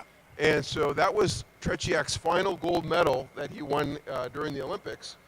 What also happened in parallel during that time is Serge Savard met with the Russian Hockey Federation because he was asking for permission for Tretiak to come and play for the Montreal Canadiens. Now what happened next was they did not grant him his release, and after Tretiak won the gold medal, he went on to retire. That's right. And so instead of staying in Russia, he had an opportunity to come to North America, and he started coaching goalie schools. He was famous for teaching in Canada and also in the United States. People who I interviewed in Minnesota loved Tretiak. And for him, it was a break because he was a legend in Russia. Not everybody knew him walking through the streets of Canada and Russia. But the other thing was, he became, to your point, he became the goalie coach of a Hockey Hall of Famer named Ed Balfour. That's right. And Ed Balfour is going to be here this weekend signing autographs. I interviewed him for the book as well. And one of the things that was fascinating was I asked Ed about his relationship with Tretiak. And you could see that his energy level went through the roof, the smile on his face, and he said, "My brother." Yeah. And so when you think about somebody who was a goalie for the Russians during the Cold War, and somebody who really embraced themselves in North America, and with people like Ed Balfour, he was a great ambassador for the sport, and he taught so many goalies in North America how to be more effective and basically have a student of the game.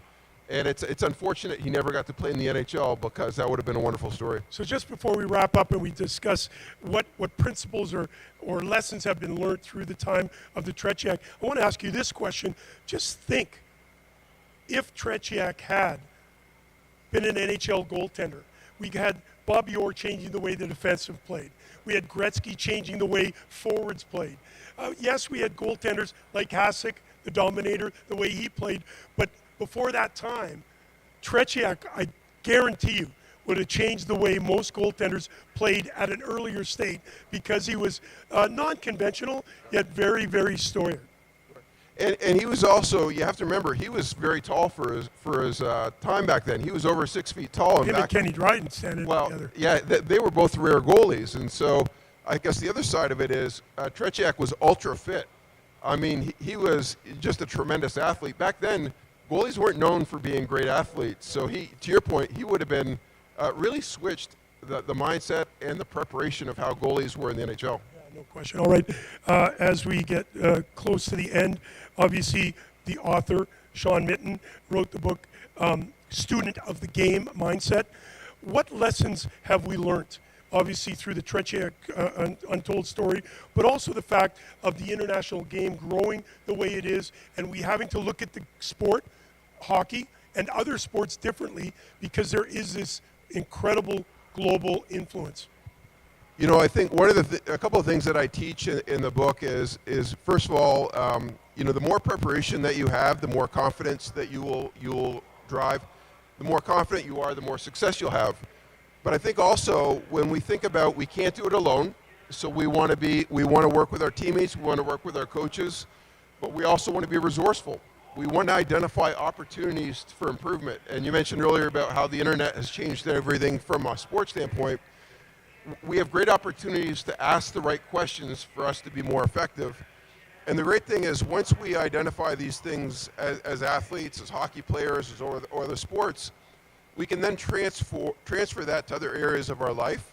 We can transfer it to our kids, our grandkids, to other employees, and it becomes a way of life. And that's really what I want to share with people in the book is it's not just limited to hockey players, but it's to whatever is important to you in your field of endeavor.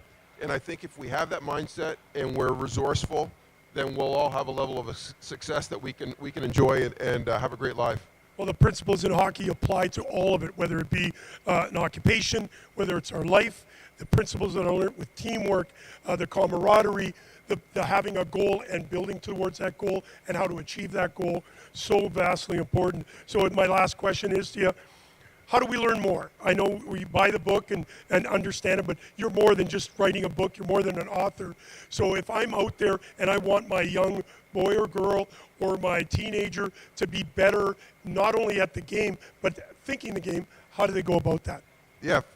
Kerry, I'm doing something a little different this time, and I really want to get this message out to as many people as possible. I'm actually not going to sell the book. I'm going to make it complimentary or free from a digital perspective. And if some of the listeners out there on the podcast are interested, they can just send an email to me at Sean, S-E-A-N, at SOG, which stands for Student of the Game, so SOGmindset.com. And, you know, for me, I want to get this out to as many people as possible because I think it's a really important story. And, you know, I think we can all help each other through this process. So I also want to say, you know, I know you do a lot for your kids. And I really wish you all the best in the Australian League and the great experience and wonderful experience as an ambassador you've had over there as well. Hey, listen, who said good things aren't for free? Thank you for not only sharing your story, thank you for sharing with us an incredible book, an incredible journey that I think all of us can learn from. Sean Mitten, you are one of the best. Thank you for giving me this opportunity to speak with you for a few minutes. Always great to see you, Gooch. Student of the Game Mindset. Check it out.